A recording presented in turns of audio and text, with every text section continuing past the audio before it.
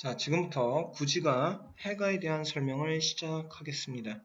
자, 구지가는요, 여러분들이 그 전반적인 사항들은 공부를 하되, 포인트는 두 가지에다 좀 초점을 맞춰야 되겠습니다. 첫째가, 최초의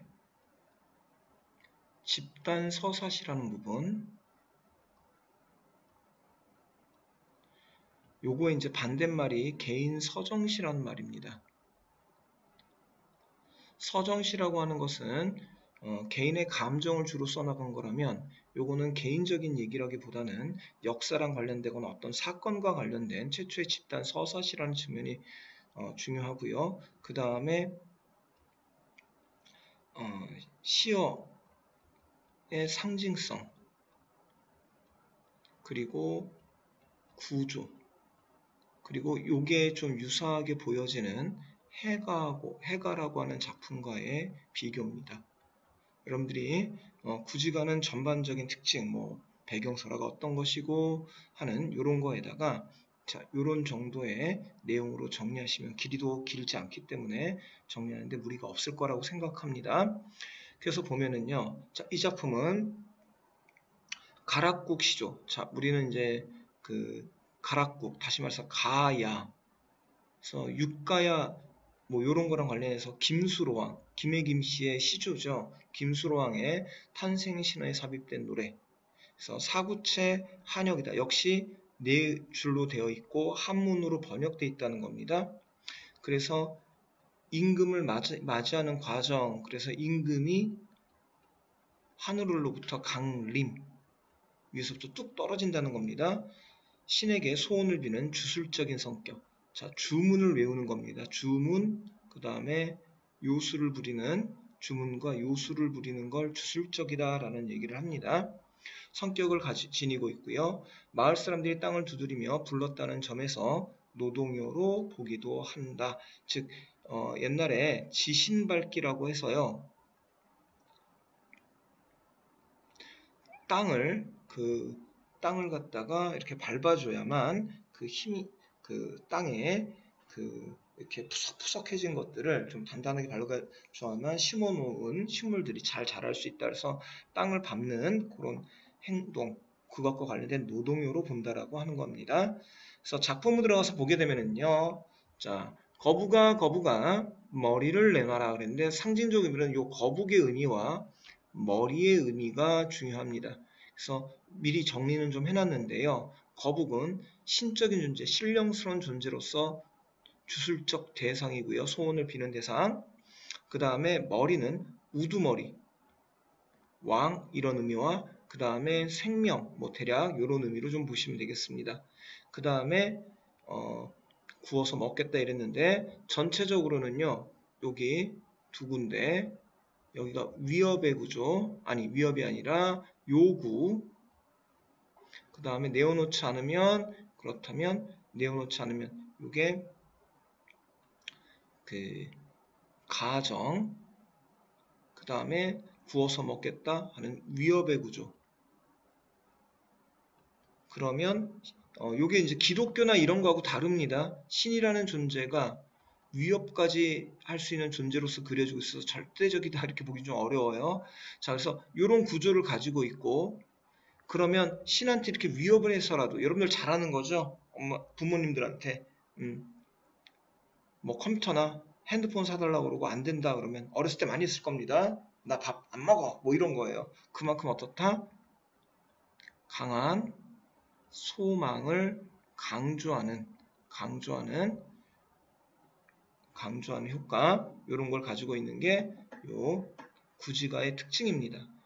그래서 요거는 지금 그 육가야의 그 대표 부족장 6명하고 그 다음에 젊은 사람들 한 200명이 그 구지봉이라는 산꼭대기에 올라가서 땅을 두드리면서 부른 노래다. 그래서 그 어떤 소원을 빈 거다. 그래서 집단 서사시 이렇게 얘기를 하는 겁니다. 그래서 보면은 역시 마찬가지로 고대가의 특징인 한문으로 번역된 거고요. 요술 부린다 다시 한번 얘기했고요. 집단적인 거고요. 그래서 제의는 제사를 지낸다 이런 의미입니다. 이런 특징을 갖습니다. 그리고 영신군가 영신가 영군가 이건 다 마찬가지로 임금을 환영하는 노래, 맞아들이는 노래, 환영하는 노래, 임금을 환영하는 노래라는 뜻과 연관이 된다라는 거 좀 생각해 주시면 될 것 같고요. 자, 그 다음에 여기는 제재가 거북, 그 다음에 주제가 임금의 강림, 위에서 떨어지는 거죠. 그리고 가장 오래된 집단 노래라는 겁니다. 고대 가요에서 집단 노래로서 좀 의미 있는 건 두 편밖에 없어요. 요거하고 그 다음에 세종대왕님이 쓰신 용비 어천과라는 거밖에 없습니다. 그러니까 여러분들이 요 한 두 개 정도를 빼놓고 나머지는 다 개인 서정시다. 서정적인 작품이다 이렇게 생각하시면 되겠어요. 자, 그래서 요거는 노동요라는 입장 이런 것까지 이제 같이 본다는 거 생각해 주시고, 그 다음에 역사책에 같이 삼국유사는 역사책에 생긴 거 같이 들어간 거라 그 배경설에 같이 얽힌 이런 작품이 되겠습니다. 이 작품과 굉장히 유사성을 보여주는 작품이 해가라는 작품이에요. 그래서 여러분들이 자, 요 해가라는 작품 보시면은요, 마찬가지로 여기도 거북이가 나와요. 거북아 수로, 여기 이제 수로 부인을 내놔라. 수로 부인을 내어놓으라. 그러니까 여기도 요구라고 하는 게 똑같죠. 그 다음에 남의 아내 아사스니 그 아내 얼마나 크냐. 자, 여기 이제 수로 부인을 말하는 겁니다. 그래서 만약 거스르고 내어놓지 않는다면 요구와 가정, 그 다음에 그물로 잡아서 구워 먹겠다. 그래서 이 거북이라는 게 뭐 신적인 존재. 그런데 여기서 나쁜 짓 한 애네요. 그래서 그물로 잡아서 너를 구워 먹겠다는 위협의 구조. 그래서 이런 구조가 이 해가하고 구지가가 서로 동일합니다. 이렇게 동일한 구조를 가지고 있고요. 자, 그 다음에 여러분들 요거에다가 그 다음에 그러나 차이점은 크게 봤을 때의 차이점은 요 부분 그 남의 아내 아쓴지 얼마나 크냐. 그래서 요구의 이유가 요게 구체적이고 직접적으로 드러났다면 저 구지가는 그렇지 않다는 겁니다. 그래서 요거가 구체적으로 드러났다. 여기에다가 포인트 맞추시고요. 혹시 내신에서 구지가가 들어간다면 해가와 나오든 안 나오든 같이 엮어서 비교해서 작품을 정리해야 된다는 것 생각해 주시기 바랍니다. 그래서 구지가나 해가나 뭐 전부 한역돼서 전하는 시가고요. 그 다음에 여기서 지금 수로왕, 그 다음에 수로 부인에서 수로라고는 되어 있지만 이 수로가 여기 지금 한자도 다르죠. 같은 의미는 아니에요. 그냥 요거는 신라 어느 귀족의 부인이다라고 얘기를 합니다. 상당히 아리따웠다라고 얘기하는데요. 이 헌화가라고 해서 고곡각에 등장하는 부인하고도 연관이 된다고 얘기를 합니다.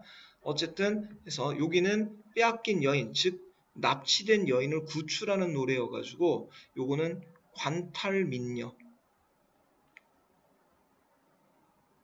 관리가 민간인의 여자를 탈취해 간다라는 내용과 연관이 된다고 얘기를 합니다.